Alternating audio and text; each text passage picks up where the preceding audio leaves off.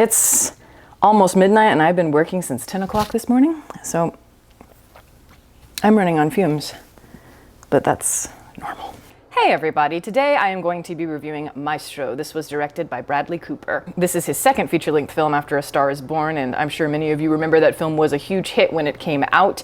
It touched a pop culture nerve for whatever reason. Some attribute that to the casting of Lady Gaga, some people attribute it more to the chemistry between her and Bradley Cooper. Whatever it was, you know, the film had something. But for me, I never quite bought into any of that, and that's one of the reasons I was pretty concerned when I found out that Bradley Cooper was going to be making a film about Leonard Bernstein. Just that in itself is a huge undertaking, and all I could think of is I just remember maybe the first couple minutes of A Star is Born where Bradley Cooper's character is like drunk in a car, and then, you know, through the car window in the distance there's like a billboard, and it has like a row of nooses as the image, which if you've seen the movie, I was kind of like, all right, it's going to be that kind of movie. One of those really on-the-nose movies where they're just going to slam us over the head with very obvious foreshadowing. And that film, you know, it just had all the trappings of like the critical darling. It was expensive and cinematic so far as the packaging of it, and yet so many of the artistic instincts of it felt very basic, so paint by the numbers. For me, it was just so lacking in originality. I thought the writing was bad. I really thought Lady Gaga's performance was, I mean, it was fine, but it was kind of forced, and so was Bradley Cooper's, and I never felt the chemistry ignite between them like so many people did. Maybe I'm missing something. Another reason I had my fears about Maestro is just that Leonard Bernstein's children, you know, his surviving family, they had a heavy hand in overseeing the entire project, which typically that's a bad sign. When you're trying to make a movie like that and there are any surviving members of the immediate family, it's going to be very difficult to make the type of movie that you want to make because those people naturally are very close to the subject. And therefore it really puts a limit on what you can do creatively, I think, for fear of, you know, ruined reputations, revealing many controversies that maybe they don't want aired out. And of course, I get that to a degree. I get the instinct from family members, but I also feel like these people often don't understand that film and story is open to interpretation, creative liberties. Having said all of that, I also did have some hope for the project, just because I've heard Bradley Cooper in interviews in the past over years, and he's talked about Leonard Bernstein, and you can tell he really does love him and does have a passion for his music. He was a huge fan of his work, I think, growing up, and we share that in common, actually. I also grew up where I was heavily influenced by Leonard Bernstein's work all through my life. But for sure, just the initial passion from him, I don't think that's fake. I think that's very genuine from him. And so with some hesitance but hope, I go into Maestro, but I didn't like it. I'm sorry. I did not like it. And it's becoming almost, I feel like, comical how many movies these days disappoint me, but you know, I just have to be honest with you. I think we all know that I struggle a lot with the biopic, just, you know, by design, and I often find it feels like a bulleted and very reductive way to condense a meaningful life, where you're draining all the complexity from it, but you're playing up a lot of the pageantry just for, you know, Oscars, you know, technical awards. And at least that's the direction the biopic has taken just in terms of the Hollywood movie, off and on through the decades. And I would say right now it's particularly prevalent with the Academy. Though in recent years, I've noticed that we've kind of deviated from more the formulaic biopic, and we're going more for like a more abstract biopic, something that's maybe a little more surreal. You're kind of loosening the framing devices a little bit and allowing maybe more for like a deconstruction of the biopic. That's very refreshing and intriguing to me. Like the movie Blonde, which came out last year, I felt that movie really tried to go there, and I think that if it had landed, it could have been a masterpiece, but unfortunately it didn't work for me. It didn't come together. But that film at least had an idea of something that was very interesting. But with Maestro, it seems like it's dabbling in all kinds of different areas. It's like it's flirting with abstractions. It's flirting with kind of breaking down the internal logic at times. But it also wants to be able to explore Bernstein, I think, cerebrally, so far as maybe what made him tick. But I think it's also a bit fascinated by his persona. It also wants to be this great love story between him and Felicia, who, you know, becomes his wife. But I think the problem is, despite all of the obvious research, heavy research that Bradley Cooper did going into this, ultimately it still feels like a vanity project. And I just don't feel that it has a strong sense of what it really means. I don't think that Bradley Cooper knows what this film is really supposed to be beyond just a general biopic. It feels more like he made this film for Academy members and not audiences. And I think he just has no comprehension of how to explore a figure as, you know, layered and interesting as a Leonard Bernstein. But in his defense, I think few would. I think even some of the great artists, great writers and directors probably could not do him justice. I certainly wouldn't have the balls to do it. So, props for trying, I guess, but I don't know. I just felt like there's all this work going into mimicry, recreating all of these iconic moments, and yet it never amounts to anything, for me at least, beyond the artifice. Sure, it's far more clever and nuanced and artistic, more accomplished overall, I'd say, than A Star is Born by a long shot. But at the same time, there's a lot that still reminded me of that film, just in the sense that it has that same lack of honesty, that same kind of skin-deep understanding of the story and everything that goes into it. This movie's just really boring. It's boring. There's a lot of talking in the movie, a lot of talking scenes that are strung together. And then, in between, you're kind of peppering all of these moments of like his conducting or rehearsing. And so you've got all this gorgeous music that is swelling and reverberating. But yet, again, there's no real emotional understanding of why he's using these pieces where he does within the narrative. How does it echo the internal human drama, but also how does it build from the emotions of that personal life? And I just didn't feel like it had much of a point. But then when it has this instinct to kind of push some boundaries and be something more than your standard biopic, that's where I start to get really puzzled by it, because it's like, if you're going to go in that direction, it's like, why not just go for it? One of my examples of where this film just really feels confusing to me is it's in the first act of the movie. It's where we meet Felicia and Lenny, and they're getting together, they're having their meet cute. It's the flirtation between them before they actually get married. There's a little flirty seduction section where suddenly you see the on the town ballet with the sailors, and Bernstein becomes one of the sailors, and he's doing essentially like a mating call for her. He's dancing. I think it's wanting to be this really inspiring moment where it's kind of breaking again from the internal logic of the story.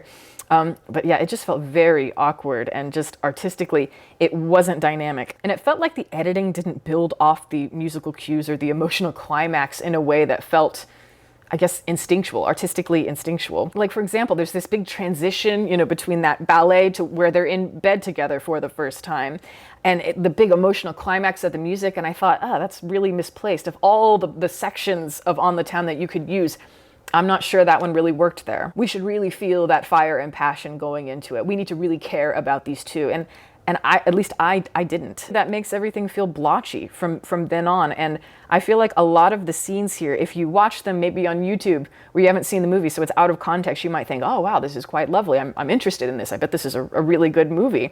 But that's just it. It's because the scenes feel very carefully placed to create the proper narrative beats without having to tap into the cerebrum of the artist in a way that really asks something of the writer and director. And I feel like that should be the point ultimately. Another example I can think of is in the movie, like one of the first times you're seeing Lenny start to age, and he's getting interviewed, and he's talking, he's reflecting on his life. The movie is starting to settle down. It's kind of an introspective moment, and it's our first time, at least for me, where I really felt like I got to get a sense of who he is and what he thinks about the world, just the way that he filters the world. And I mean this as a character. If you know Leonard Bernstein, you know he was an incredibly opinionated and intelligent man, and he was always a pleasure to listen to. And here, yes, you're listening to him mull over all these ideas about his life and music, and it's very rich.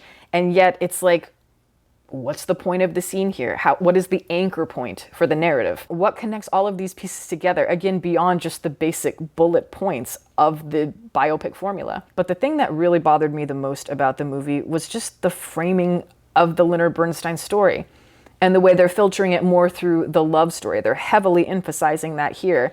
And it's like, again, when I'm hearing that Bradley Cooper is making a movie about Leonard Bernstein, it's like, well, instantly you're thinking that's such a monumental figure of 20th century music, of conducting. He was such an innovator. And it's like, oh, the possibilities. But slowly the film starts to get hijacked by Felicia, by the woman in the story for some bizarre reason. And I don't get that. It felt very misguided. It felt cheap and frankly insulting to Leonard Bernstein.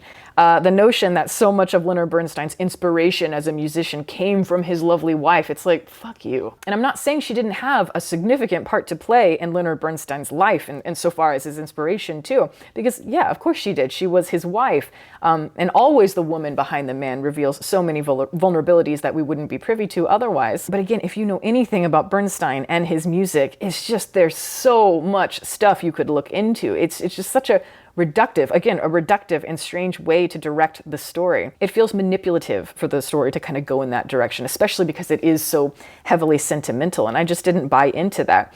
You have these moments in the movie where you're seeing Leonard Bernstein in pure ecstasy when he's conducting, pure euphoria. And for me, that should be a moment that's very personal. It's a moment between the conductor, the artist, and the music. And we should really feel all that vibrating through the movie and just let that breathe.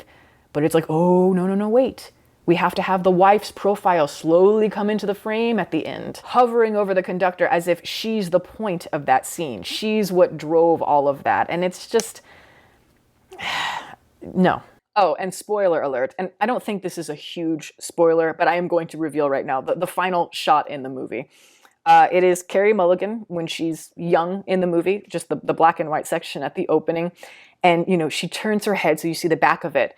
And then you see the title, Maestro, over her. And it's like, are you fucking kidding me? As if this was her movie. And it's like, why do the women always have to be the saviors and the heroes of everything these days? It's ridiculous. Again, only do it if it feels convincing. I just feel that Bernstein should be the maestro. Maybe I want the film to be something other than it is, but that's just how I feel. This feels like it is pandering. But having said all of that, if you must make Felicia the main star of the movie, especially in the third act of the movie, I don't think you could have picked anyone better than Miss Carey Mulligan to be your Felicia. She is amazing in this film. She crackles. She is the only person in this movie who is giving an honest performance. I think this is the best performance she's ever given, possibly.